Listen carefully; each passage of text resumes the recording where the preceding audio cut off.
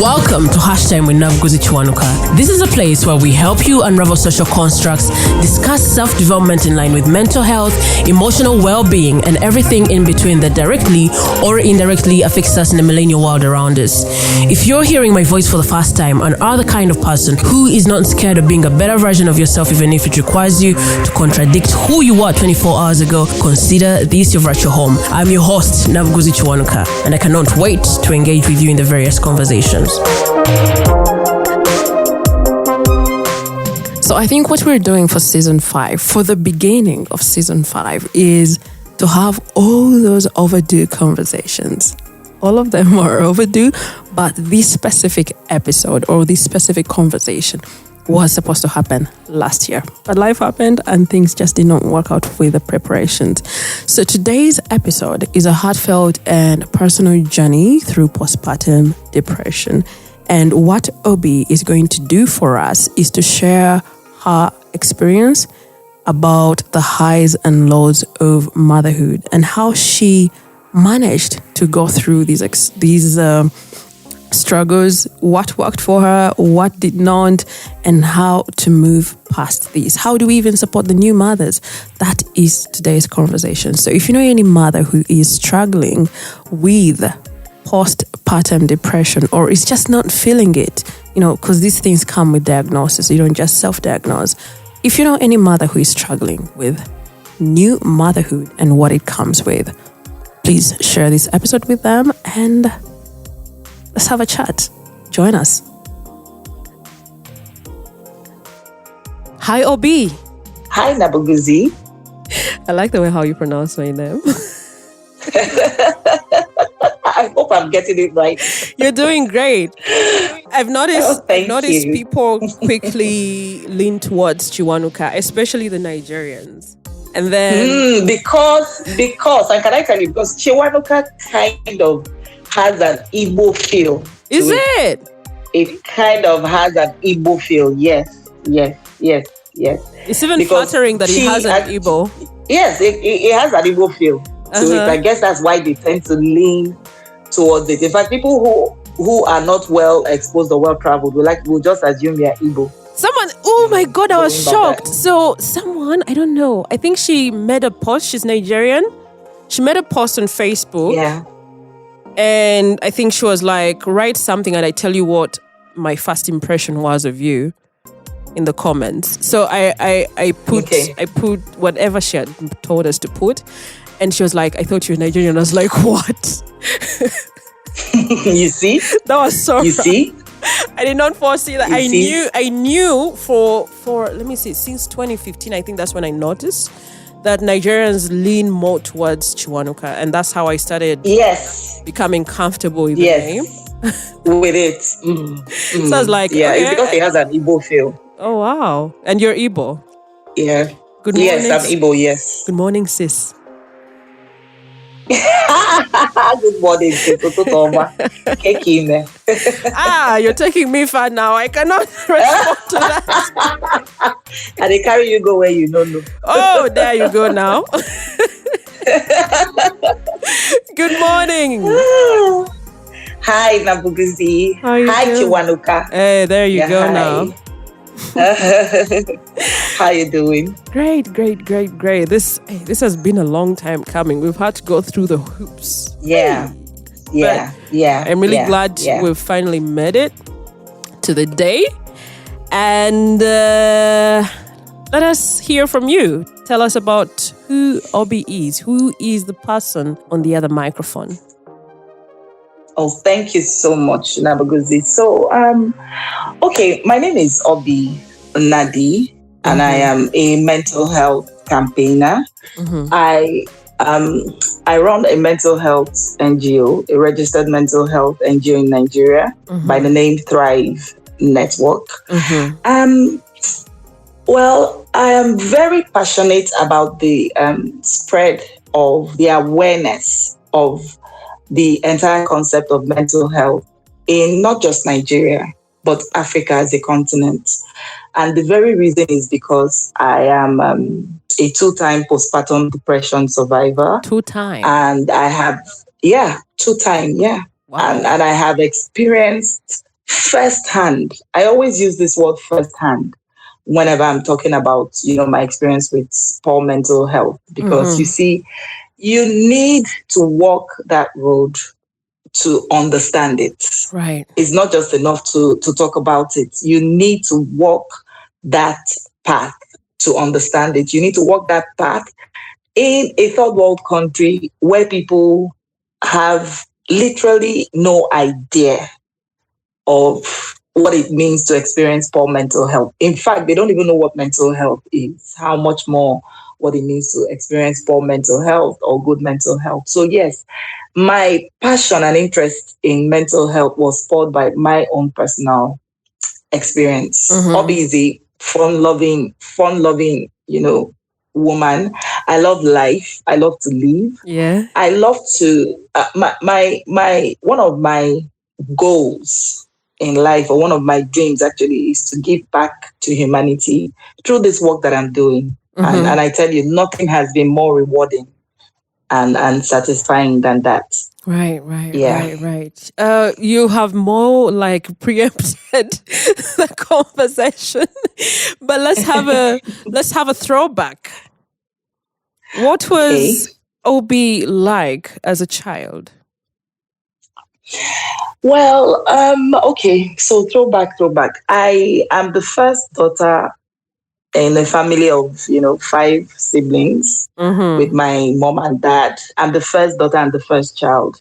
So I for for a very long time, for the better part of my early years, my personality was actually shaped as a function of the responsibility and the demands and expectations that comes with being the first child and the first daughter in an African family, or let me say in a Nigerian setting, because I don't know what it's like in other African settings. But, there was this burden of expectation. So while I was, a fun-loving girl, while I loved to live, while I loved to play and do what my parents were doing, there was also that other part of me that understood what was expected of me as a first child, which was to be an assistant mom to my younger siblings, to grow up faster than I should have.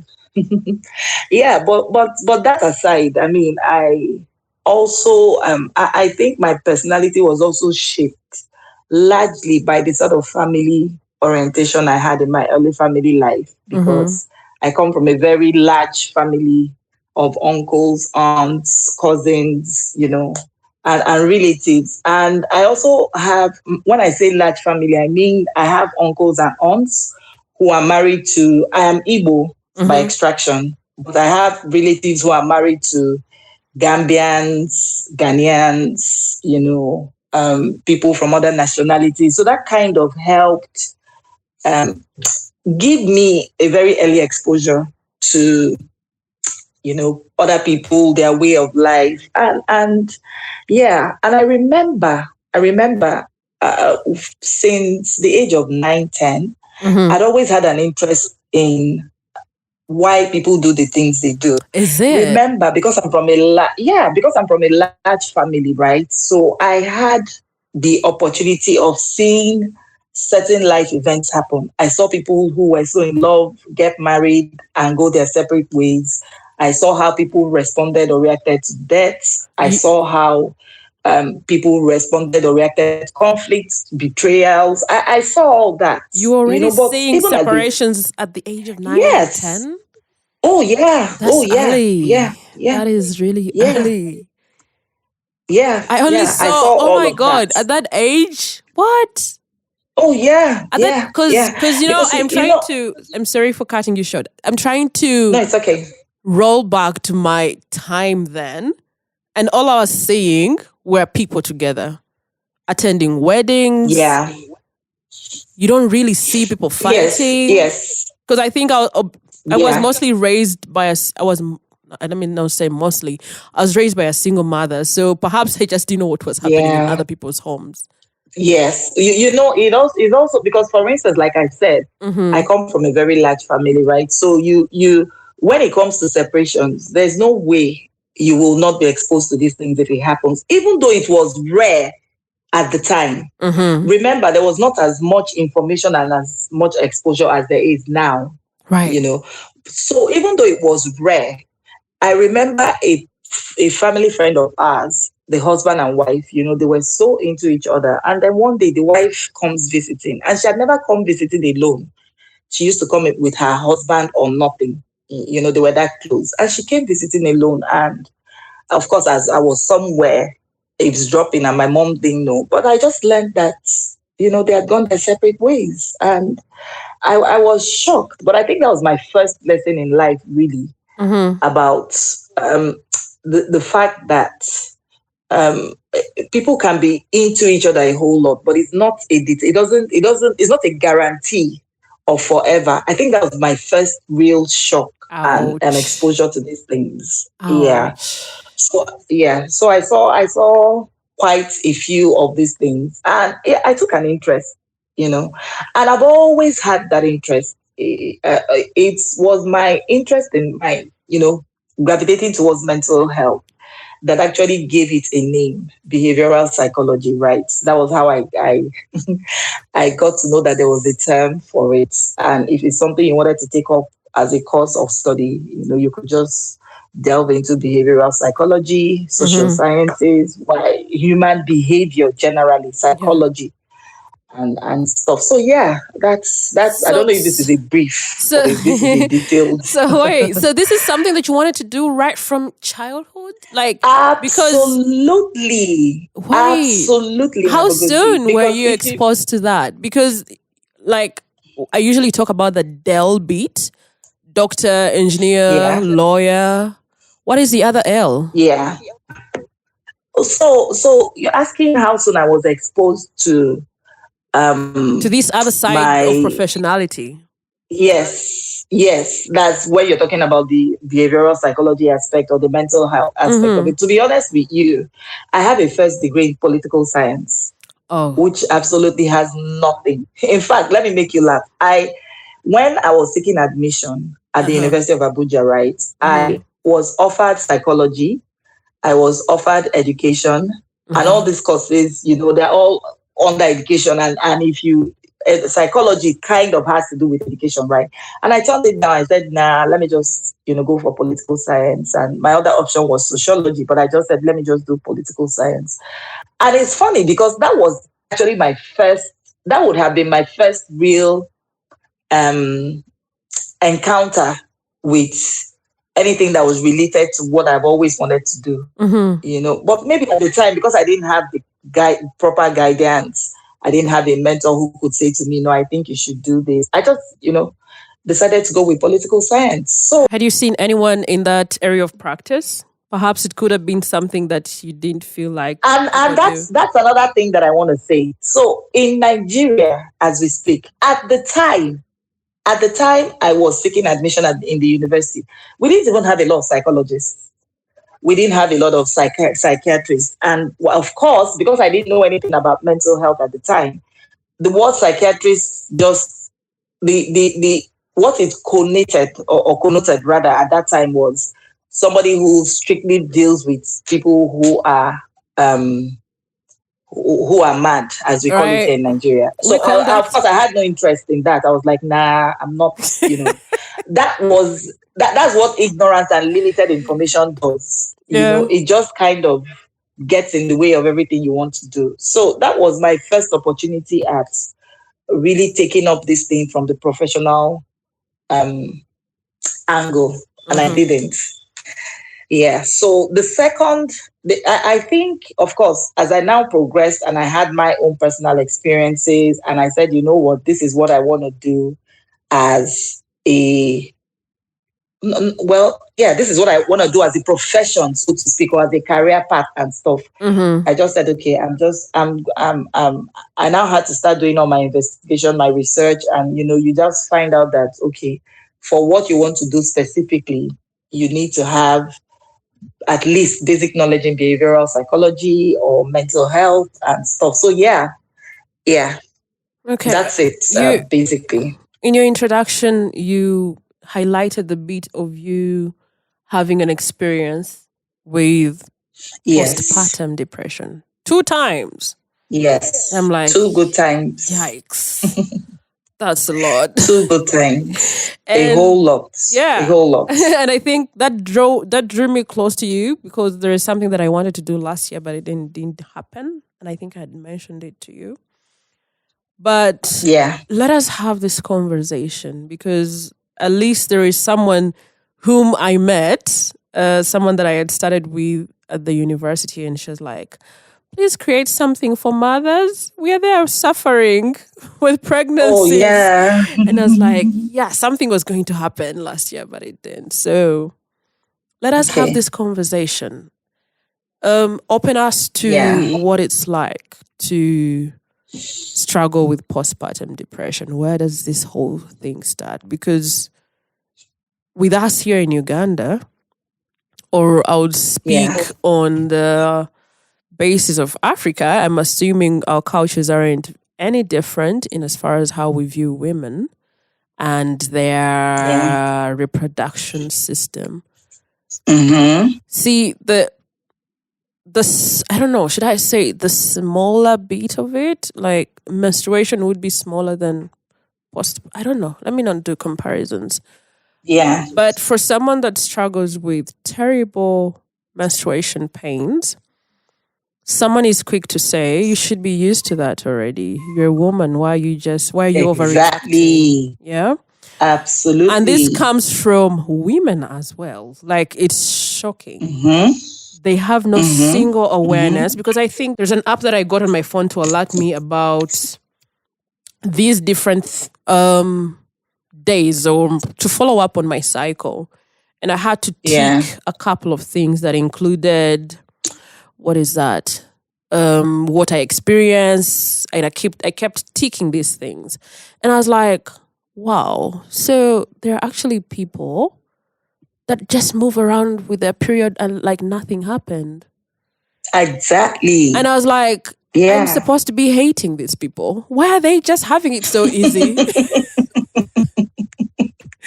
So, and this is the thing with motherhood, because I think the very first thing I saw with pregnancy and its complexities, it was through one of a certain Nigerian social media personality, who had her third child, and she was. It was before having the kid. Just pregnancy messed her up. She was always on drips and looking like she's about to die. And I was like, And this is 2017, I think, when I see these things. That's the very first thing I see. And I'm like, wait, so it can be this bad? So open us to your experience, Obi. Okay, Nabaguzi. Well, thank you so much once again for starting this conversation around postpartum depression, because I feel like not enough people are talking about it. Now, you have addressed something that is one key thing that I'm going to highlight in the course of talking about my own experience, which is the cultural norms, the negative narratives, the stereotypes woven around women and societal expectations. And what do I mean by this? You just gave a fantastic example, because every month that I have my periods, it is hellish. Yep. And I've had my period since I was 13. I've had to deal with this every single month. And most of the time, it is women who should understand, because, this is relatable in some way.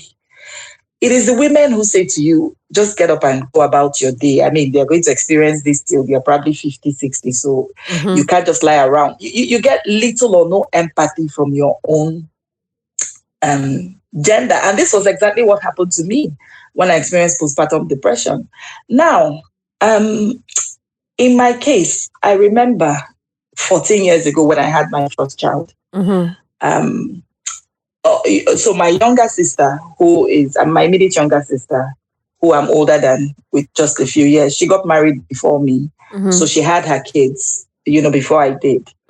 However, I was not within the same location as her when she was having her kids, because I was at the university. And so I did not see firsthand what her struggles were and if she had any. I was not aware. But remember, I'd also seen my mom have my siblings, and I don't recall ever seeing her had those moments when she was struggling emotionally. But when I now had my own experience, and I said to myself, but wait a minute, not even your family members knew what you were going through till you opened up to them. Yeah. Not one person knew what I was dealing with because I had to wear that mask of a happy mom. Remember that I live in a society where the news of a baby, the safe delivery of a baby is good news. Nothing else matters. It doesn't matter if mom is still in recovery. The most important thing is that baby is out and baby is healthy. Yeah. The attention is on the baby and not necessarily on mom, who is the primary caregiver. So when I had so I'm going to start from my pregnancy experience. So I had my first son when I was in my 20s and my mid-20s. And so it was an easy pregnancy, apart from the fact that I had my first 3 months of severe morning sickness. I really didn't experience any other challenge till I had him. And I suspect that my experience with postpartum, because all the research I've done on it states that it starts 2 weeks postpartum. That is after you've had your baby. But I tell you, I suspect that mine started the day I went into labor. I strongly suspect. Because prior to that, I had always asked my younger sister who already had kids and my mom and my aunt, I was like, what does labor pain really feel like? Can you just tell me? And they're all like, we really can't describe it. You have to experience it too. I said, okay, just give me an idea. Is it like menstrual cramps? And they say, well, yeah, but menstrual cramps times 1,000 times 1,000. And I'm like, okay, well, it's not bad now. So they just couldn't, but I was curious. I wanted to know. And remember again that prior to delivery, every single commercial I had seen, because then social media was just emerging. It was not really in full swing as it is now. Yeah. Every single time I went to the hospital for my antenatal checks, or every single advert I saw on maybe baby diapers and stuff, or anything revolving around babies, was a happy mom. I never saw a mom looking sad, or a mom depressed, or a mom who was withdrawn. I never saw that. So the only impression I had of myself after having this baby was a happy mom who was just up and about the next day, feeding her baby, changing diapers, doing stuff. And then every time I go for my antenatal classes, nobody is talking about mental health. The focus is on your exercises, how you need to eat right, how you need to sleep right. Nobody's asking, hey, mama, how are you doing? What's your state of mind like? I remember that I'd known women who died in the course of having babies. I had that fear at the back of my mind, but nobody was talking to me about it. Because again, the religious angle is there. Oh, it's not your portion. Please don't put fear in the mother's mind by talking about this thing. It's not your portion. God will not allow that happen to you. But this fear is real. And there are women who die. Was it their portion? Could it have been that was their portion and that was why they died in the course of giving life? And all these fears I kept to myself because, again, I didn't want to be seen as weak or ungrateful that I took in so easily when there are women who are struggling to even have one baby. So fast forward to, the coming of my baby. First off, the labor was long, Nabuguzi. I'm not even going to lie to you. That labor was so long. I was in so much pain till the baby. In fact, I remember what I told the midwife at some point. I said to her, you know what? Bring a knife and just open the stomach and bring out. I'm tired. I can't even do this anymore. And stuff. I said that, and a few minutes later, the baby was out. And so when my son came out, I remember vividly, I just looked at the baby and I was like, okay, so every single commercial I've seen just says that once your baby is out, you're happy, you're excited, you hold the baby. I'm not feeling any of that. Oh. But I couldn't say that to anybody. So there was just this detachment. I was emotionally detached. I was not excited, like, okay, my baby is finally here. I remember. And they took the baby away, cleaned the baby up. My mom was there. My mom was happy. But she noticed that I was a bit detached, but she just assumed it was because of the stress I had gone through and all. And when we got home, I was struggling with this detachment, feelings of detachment. I couldn't tell anybody, couldn't tell my partner, I couldn't tell my mom, I couldn't tell my sister. Because I was wondering, I was like, okay, maybe if I sleep and wake up tomorrow, I'll feel really happy, I'll be full swing, I'll be emotionally charged for my baby and all. And then I remember that we got home that day because I refused to sleep in the hospital. I need to give details. And this is the first time I'm really talking about my experience with postpartum depression, detail by detail. So I remember that I was certified fit, although the medical director then insisted that I spend the night, but I was just like, nah, I just had this general dislike for hospitals. And the hospital was not so far away from where we were living. So I said, you know what, let me come in first thing tomorrow morning instead. And so we go home with the baby. And I remember my breast milk, when for my 3 kids, there's not one delivery that I've had that I was able to produce milk immediately and give my baby. We have to wait a day or two. These are things nobody ever told me. Remember that my impression was once your baby comes, you just start breastfeeding immediately. You're just up and about. No, there was no mental preparation for these things. Nobody said to me, look, it's possible that your breast milk might not run in a day or 2 or 3 days. Nobody talked to me about the tear and the pain that comes with having a possible tear when the baby is coming out. If you are giving birth, if you're having a vaginal birth. Nobody talked to me about this. Nobody even talked to me about cracked nipples. Nobody told me, look, you might bleed and the baby is still sucking and you're going to be. Nobody told me. Nobody prepared me for these things. And so when we got home, my mom mixed water in glucose. And she said, well, since you don't have breast milk, I know my partner went out to go and get baby milk. So she said, this baby has not really, let me just give the baby some water and glucose. And I tell you, Nabuguzi, the first 2 spoons that went into that boy's mouth, he just started vomiting this blackish and greenish substance. I was like, okay, what's going on here? Guess what? They did not suction this child at the hospital. You can't believe it. You know how a baby comes out and then they put that stuff and they suction the baby's nose and they remove all this. They did not do that at the hospital. And so the child was obviously not even breathing properly. And so when he started, vomiting all these things, I panicked and we rushed back to the hospital. And so that's already, I was exhausted mentally because I was like, what is going on here? What is all this? So hold on, Obi. Anyway. Hold on. So yeah, I am seeing a new mother in a state of confusion. Absolutely. Because she has gone 9 months with the pregnancy. And I'm assuming you were probably excited to have an experience of course I was. As well. Oh, of course I was. And apart from all my fears that I already mentioned, of course I was excited. Yeah, and then the day comes and you don't feel it. I'm telling you, Nabuguzi, that nothing prepared me for all these events I just narrated that happened when my baby came. Now, somebody listening to this podcast will say, but come on, that's life. You can't really prepare for every eventuality. But no, there's something about a continuous projection and a particular presentation of a situation that will not even steer your thoughts in the direction of any other challenge. Remember that all my life, any commercial I see with a mom and a newborn is a happy mom I'm seeing. Is an active mom, is a mom who is up and about, catering to her baby, doing stuff. I never saw one commercial that said, hey, look, mom, you can have sad days.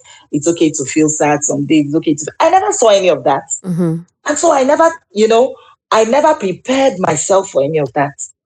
And so we come back home. I remember, another thing that I want to mention is my personality, right? So, because again, research has proven that sometimes the woman's personality too has a lot to do with how she responds to certain situations. And I'm the type of person who is, I don't want to say go-go girl, but I'm just your regular jeans and sneaker girl. I just wear my jeans, my sneaker, and I'm off. Yep, I've seen you. If I need to roll up my if I need to roll up my sleeves and get my hands dirty in the mud to get, I don't even hesitate to do that. Right now, there was a drastic change in my life. There was a baby in my life who depended on me 24/7. This baby could not even say, okay, you know what, I'm wet, I'll change my diaper myself. This baby depended on me for everything. Yeah. Every time I had to go out, I had to pack a bag for this baby. Now, these are all the things that nobody really, yes, you know, it's one thing to say, yes, when I have my baby, I'm good. It is another thing to leave it. It's another thing to leave it. When you are going through severe pain, you already have a vaginal tear, you have cracked nipples. My baby had a bad case of colic. There was no sleep. I'm not even joking. This child would cry all night. So some nights, either myself or my partner will carry him and we're up and about. We're like trying to, you know, calm him down. And we go to the hospital. They're like, oh, it's just a case of colic. Just give him this. It will help. God, there was no sleep. The change was so drastic. There was no warning. There was no time for me to even adapt to my new reality. And so all of these things were just coming at me at the same time, just coming at me. And I was struggling. And I tell you, before I could open up to, and don't mind you, I'm from a very close-knit family. So imagine, as close-knit as we are, I could not even open up to my own mom. It took me 1 full month before I could say to her, I think there's something wrong with me and I don't know what it is. Yeah. And I remember that the first day I said this to her, she was standing, she had to sit. She had to sit. And she reduced her voice. It was just the two of us in the house. But she was like, hey, my daughter, please don't let anybody hear this, please. Because it didn't even make any sense to her.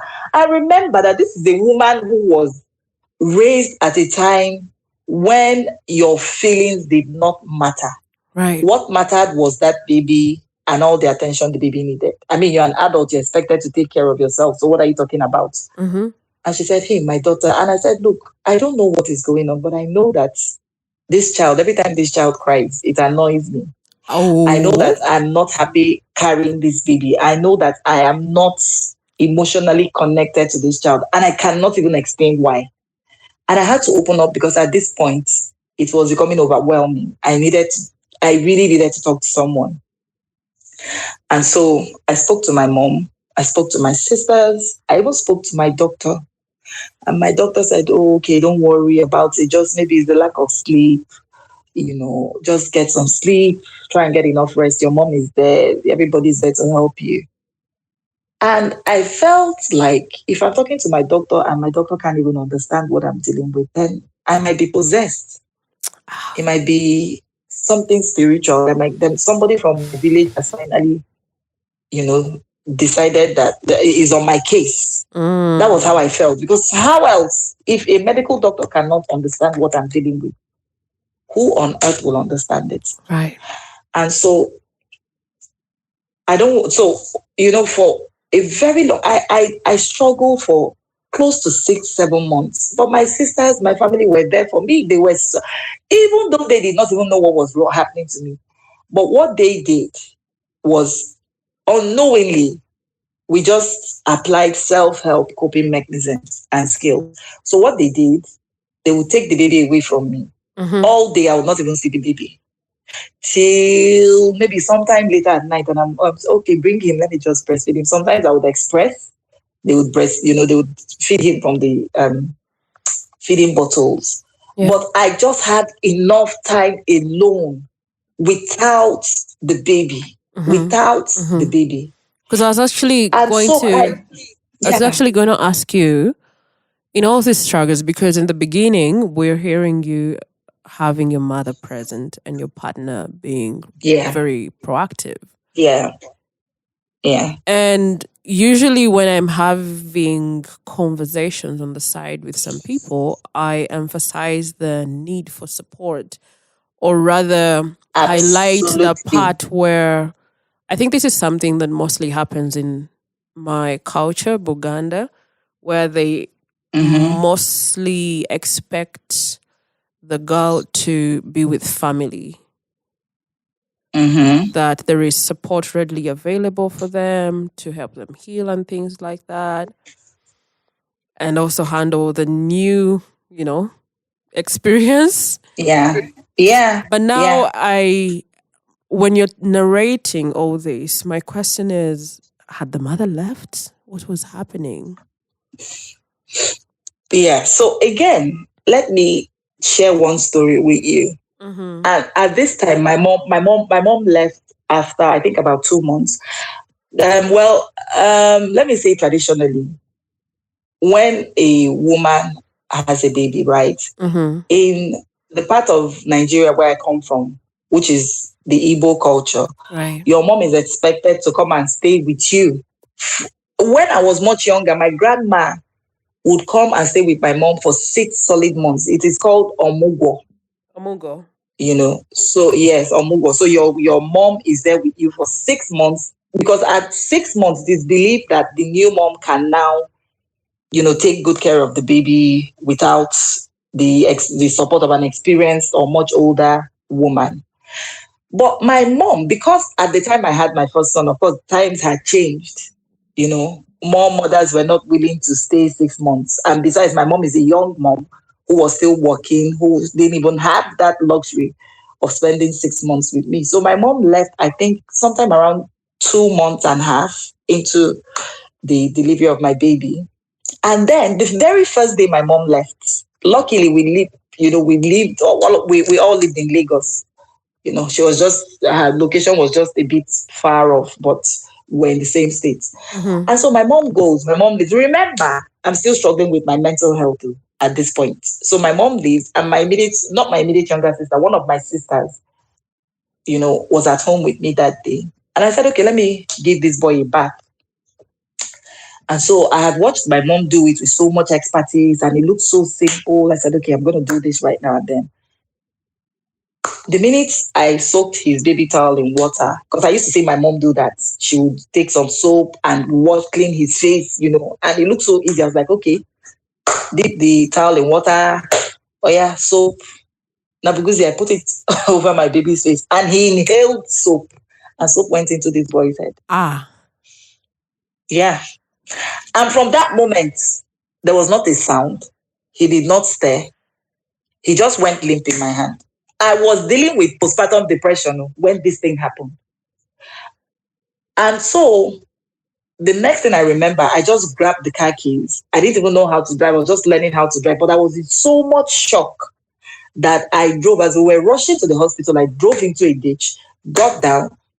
Luckily, there was a commercial motorbike coming. He now rushed us to the hospital. And somehow they revived this boy.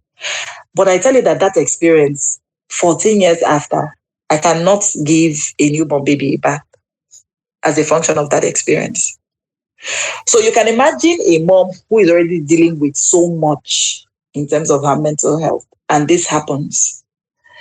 And so I went on and I struggled and I struggled and I struggled. But I tell you, fast forward to my first experience.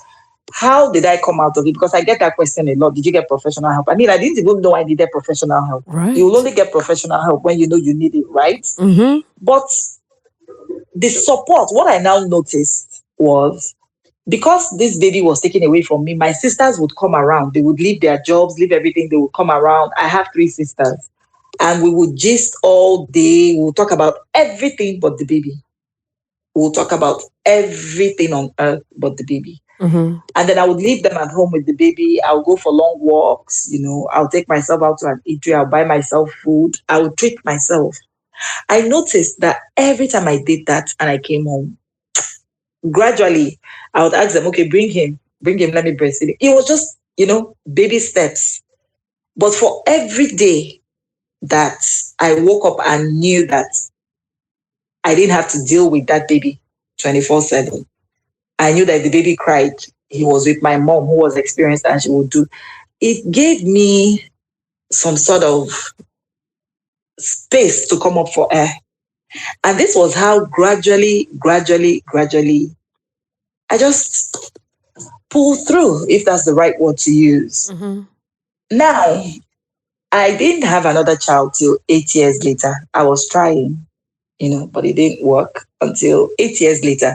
And this is why my second experience with postpartum depression was kind of, it was even harder than the first. It was harder? And the reason is because my second experience, and I'll tell you why. Tell me. But before I go into that, I want to state that all the while I was struggling, it was only my family members that knew, my siblings and my mom, and no single guest, no single visitor could tell that I was struggling, because every time they came, I'll put on a happy face, I'll act like the happiest mom and all that.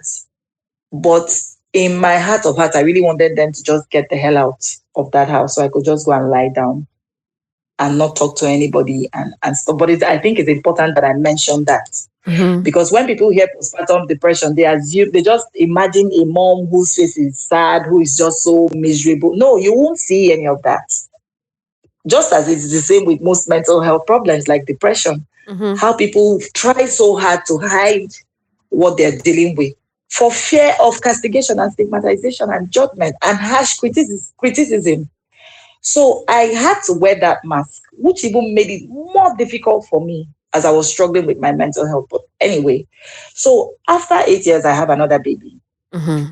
And of course, everywhere erupts, everybody's so happy. Oh, she's finally had another baby. Oh God, oh, this. And I just noticed. So first off, because I had experienced this before, but I did not have much information, I just assumed it was not going to happen to me in my second pregnancy. So I was like, okay. Before I cut you short, even in the 8 years, there was no chance that you may have landed on something called postpartum depression? Nothing, because of course when I pulled through, I just moved on with my life. I just thought it was a temporal thing. I just thought it was okay. That was just a one-off thing when I have other kids. Mm-hmm. In fact, one of my friends said to me, I think it's just a temporal. And I think that was what shaped my mindset, because she was like, nah, I'm sure with other babies, first babies are normally, hard to deal with, but with so I just imagined, I just assumed that it was my lack of experience that made me feel that way. Right. And so fast forward 8 years later, I have another baby. Everybody's so happy. And my baby was on admission for a week because, there were some complications and all. So we were in the hospital. And don't forget, I had a barrage of text messages, calls. Everybody wanted to talk to me. And because I was not taking calls, because I was tending to a baby who was ill. And you know how secretive we are in this part of the world. Yep. Oh, don't tell anybody that the baby is ill. Don't tell anybody in the hospital. So I couldn't even tell people what was going on. And some people will send me texts, I've been calling you since, so you're not taking my call. I just want to congratulate you on the birth of your baby before you think I want to be, so I'm reading all these messages. I'm like, you don't even know what's happening at the other end. Why don't you just wait till you can reach me and find out why I was not taking your calls? Yeah. So at a point, I had to turn off my phone because the pressure was just out of this world, And so we dealt with that. I remember I was much older in this pregnancy, right? I was in my 30s when I had my second child. And so the pregnancy was different. It was a bit harder because I had health issues. I had preeclampsia, which is high blood pressure, hypertension in pregnancy. I had sugar problems. I had waist pain, all these things I did not experience with my first child. So the pregnancy was a bit hard. Even the delivery was, it harder than the first one as well. And so we go back home and I just start to notice that, okay, you know what? This thing is about to happen again. God. So it's not even about me having a child already. It's not even about me being an experienced mom. It's just that this thing is about to happen again. So there's no excitement. There's no interest about the baby. I'm just like, I just don't care. And I want to state that, look, people, and that's why I say, if you don't walk down the road of poor mental health, you can't understand it. Because you're listening to this podcast, you're saying, come on, you just had a baby. How can you say you can't help yourself? How can you say you can't be happy? Because I can't help myself. If I could help myself, of course, I'll be happy that I had a baby. But I couldn't help myself. I couldn't help how I was feeling. And again, I was in a lot of pain. I was dealing with all the postpartum, and body changes, the pain, the cuts, the tears, all these things I was dealing with. Then I had to deal with a baby who had his own issues that I needed to attend to. And then I had So many people, I didn't even want people to know I was back, but somehow word just got out. And there was no sleep for me now, because it's from morning till night. From morning till night. And the lack of if I said, okay, let me go in and the lack absolutely. of sleep I remember can contribute to that that. lack of sleep will impact anybody's mental health. You don't even have to be a mom with a newborn. Yeah. You know. So if you don't even have to be a mom with a newborn for lack of sleep to affect or impact your mental health. And so all of this, and another thing about African settings, I don't know if it is applicable in other African settings, but in Nigeria, people are quick to read meanings into actions that don't even require reading meanings into it. If they come visiting and you don't come out to sit with them for 6 hours, it means that you're selectively attending to people, because somebody will say, but I went there and she was with me for 2 hours. And I went there 30 minutes, she couldn't even stay. So you are trying to please everybody but yourself. People will come, some people will come visiting. You are sitting there, you're looking at me, I am sleeping in the middle of a conversation, and they keep on talking. They don't even say, oh, you know what, you need to go and they continue. They just like nothing is happening. I have to wake up with a start, and so all these things just kept taking its toll on my mental health. But because I remember one day I'd had enough, and I just went on Google, because of course then there was significant improvement in technology, the internet and stuff. So I just went on Google and I typed mom not happy, mom feeling sad, mom with newborn feeling sad. I think it was something like that I typed. Yeah.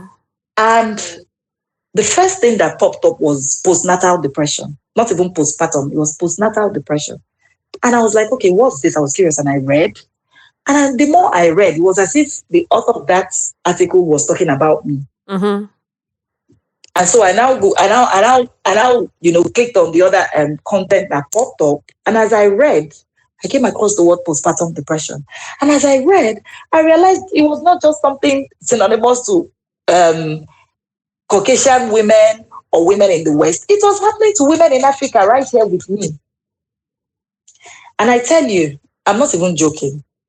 That very day that I could put a name to what was happening to me, Nabugozi, I felt better by 60%.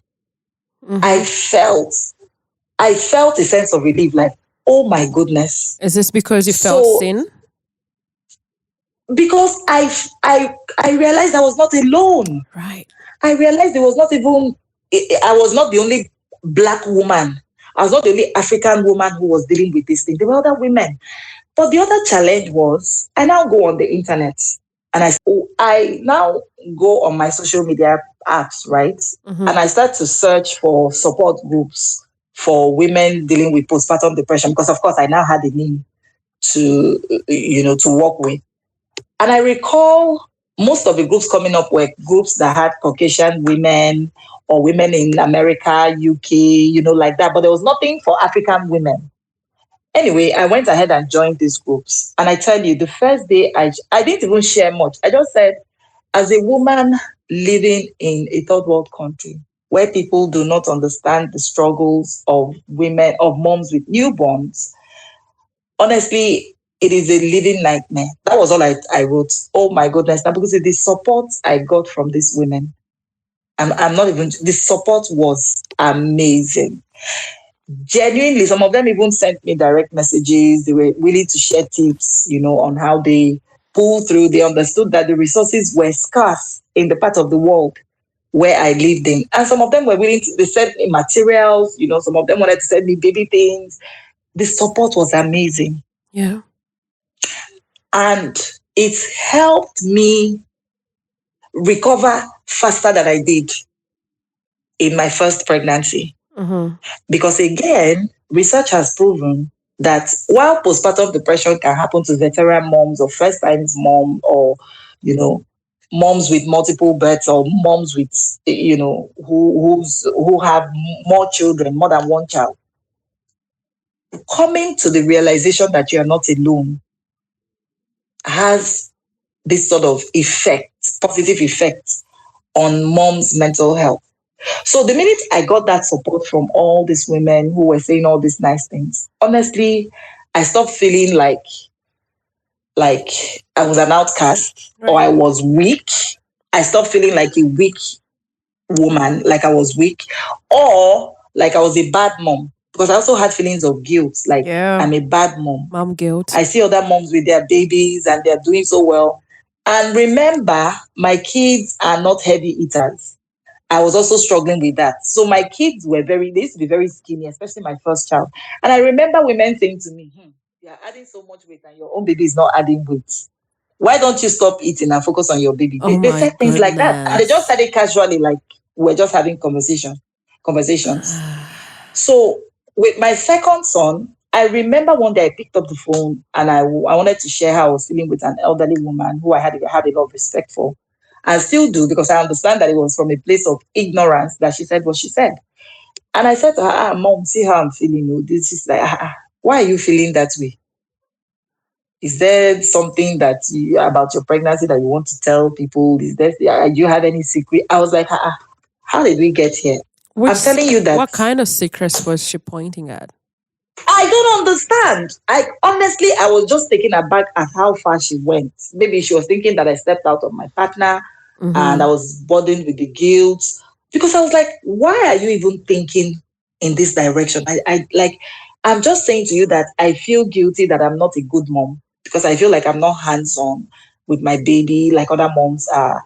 And I remember, again, very important to mention that my second son, my second pregnancy, he stopped breastfeeding because there was no breast milk. The breast milk just ceased on its own. So at 2 months and a half or thereabouts, there was no breast milk for this baby anymore. And whenever people came, older women, they would say to me, breastfeed the baby. And I would innocently say, there's no more. No. Take bitter leaf. Oh, drink palm wine. Yeah. Oh, eat plenty yam. Oh, do this. Now, because I drank so much palm wine that it's amazing how I'm not dependent on alcohol today, because these women, it seemed as if they were on a mission to get me. I drank. In fact, it got to the point we started, you know palm wine? I just hear about it. I hear about it from the Nigerian context and even in the movies. Okay. So palm wine is a local drink. You tap it from these trees. I don't know what it's called, but it's a drink you take like any other drink. You don't need to cook it up. You don't need to heat it up. They said I should heat it up and drink it. It will make my breast milk. I did all of this. Nothing worked. Somebody said to me one day that it seems as if I'm trying to preserve the shape of my breasts, and so I'm making excuses that my breast milk is not running. How do you say these sort of things to a woman who is struggling with, or how on earth do you think it is okay to say these sort of things? So I think, again, that for moms in third world countries who are dealing with postpartum depression, it is more about the people around them. It is more about the people, because you're dealing with all of this. You can't tell anybody how you're feeling. You finally struggle and, you open up, and all you get is castigation. And some women say to you, I had 20 children. I never felt that way. I would even back my newborn and go to the farm. You mothers of these days are so weak. You are so this, you are so that. How do you invalidate my experience because you didn't experience same? And these are the issues. These are the things we must talk about when we are discussing postpartum depression.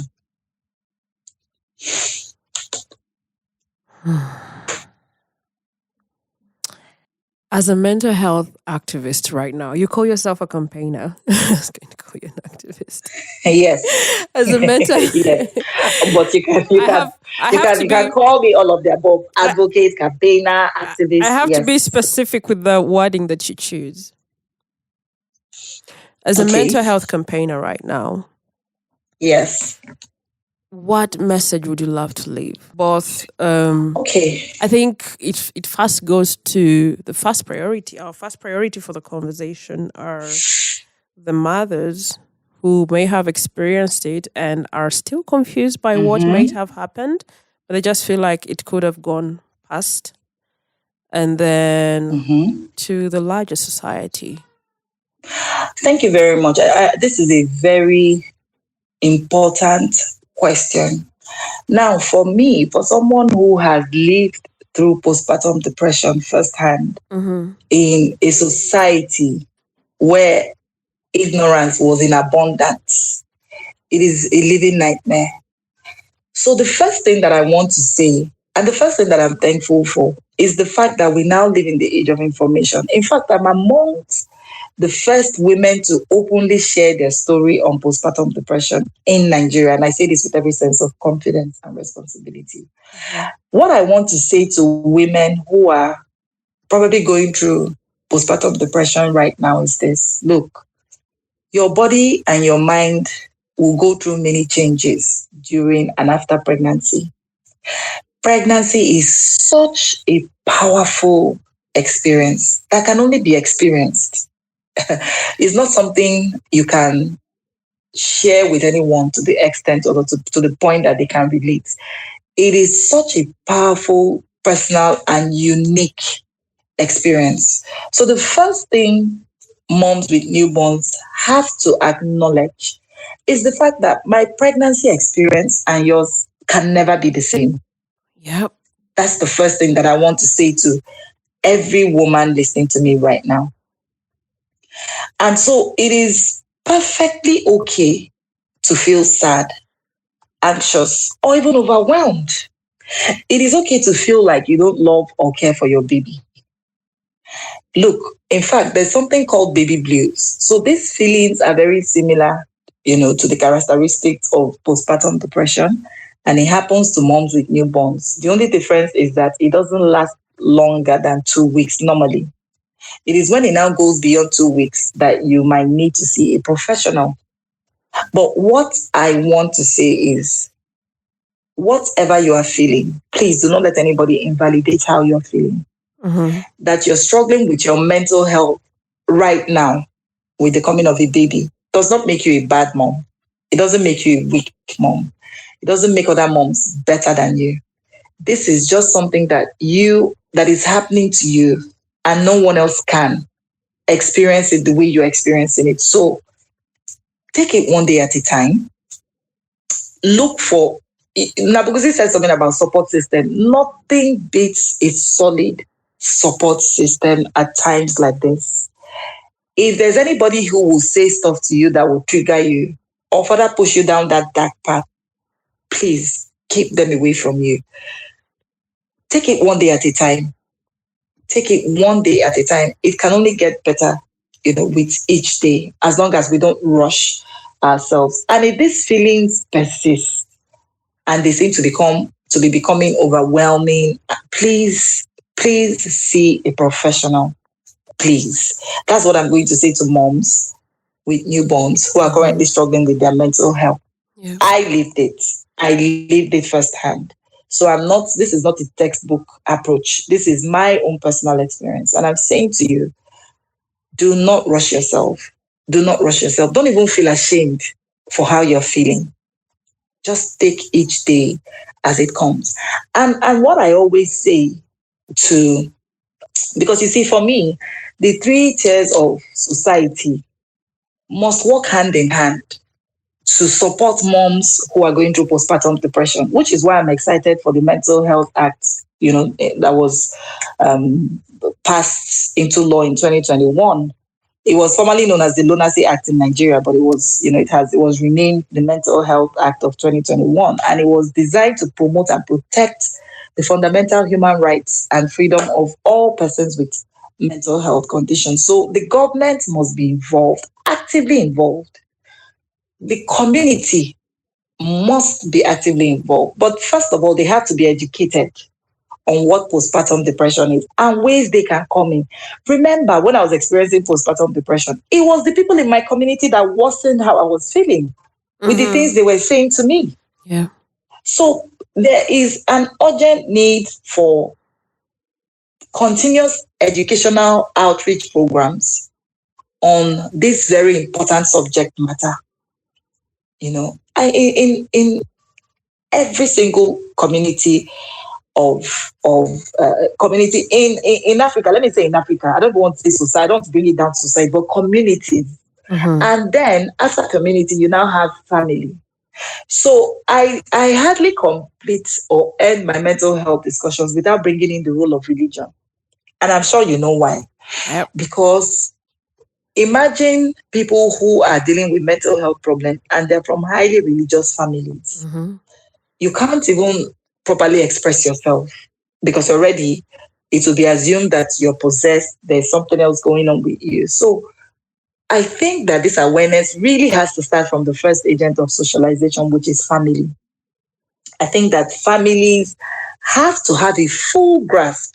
Because the other thing that I do when I'm talking to pregnant moms is I say to them, your partner, your family, the people to provide support after the baby comes, must have first-hand knowledge and understanding of what postpartum depression is. So that if baby comes and it happens to you, they can manage it, they understand what you're dealing with. So we try to educate family members of pregnant women. We try to say to them, look, oh, this is not a function of it is not my portion. Mm-hmm. And it is not my portion is something religious people in Nigeria say a lot. So somebody is involved in an accident. Thank God it's not me because that's not my portion. We have A adopted woman it. is struggling with her mental. Yeah, We have adopted it. absolutely. So it is. So this is not a function of it is not my portion. Mental health problems can happen to anybody. I am somebody who is very strong. If you're talking about if you're defining a woman who I am a very strong woman, trust me. Mm-hmm. And I say this with every sense of responsibility. And still I experience some mental health. So mental health problems does not mean an individual is weak or has low resistance. It can happen to anybody as a function of life events, as a function of a combination of factors. So it doesn't make that person weak. Mom is the primary caregiver. So family, community, and government must work hand in hand to provide the required support for women who are experiencing postpartum depression. And then, if I might add this, please, Mm-hmm. the projections on social and mainstream media must begin to take a more realistic presentation or approach. We must begin to take into, it's another thing. It's just like people go on and they have babies and they never expected to find themselves in a situation where they need to deal with a special needs child or a baby with a birth defect and things like that. But that's also because all the projections we've ever seen are the projections of healthy moms, healthy babies, right? Yes, that might be the ultimate goal of the commercial. But we need to now begin to make room for moms with special needs children, women who are dealing with postpartum. It must be inclusive. It must be inclusive on both social, mainstream media, even at religious establishments. We must be inclusive when we are talking about mothers, because at the end of the day, a woman with dealing with postpartum depression, a woman with a special needs baby, a woman with a baby with a birth defect is still a mom, right? Yeah. Thank you. Thank you too, Obi. Yes, Nabugusi. Thank you so much for sharing your story. It means a lot. Because thank you. It's important for us Thank to you have, so much for having me. like you mentioned about the bit of media projection. At least Yes, it has given relevance to the podcast because the very beginning, absolutely. the very beginning or reasons as to why it was started is because such conversations were non-existent in mainstream media. You weren't seeing many of these things that you could learn from and relate with. And I think this is something that I wanted to highlight in the middle of the conversation. I think what we're struggling with traditionally is the bit where people have the idea that when you tell women what happens during pregnancy or what they might experience in the labor ward might deter them from getting pregnant. They might detest exactly the whole notion of getting pregnant and things like that. And so and the question has always been, so did it take away the problems that people struggle with? You realize this is still happening. So thank you. It is best that we equip ourselves at least with the information so that we do not find ourselves in a position of confusion or outcasts or sinners in the perspective of the church. So thank you so much for sharing your story. It means a lot that you have come on Thank you so much. And shared this. And I think thank also you so people, much, you're welcome. I think people also have to have an understanding that there is such thing called postpartum psychosis. I have not yet gotten the person to have a conversation with, but I think last year there was a story, a Kenyan story, where a woman was seen stabbing her child and people were screaming, but she couldn't. But she couldn't respond. The baby was crying and she just kept going and going, and people were in the windows screaming. So there's a lot that happens. There's a lot that happens. It's non-possession. Yeah, motherhood can be a mess. A couple of things can also be a mess.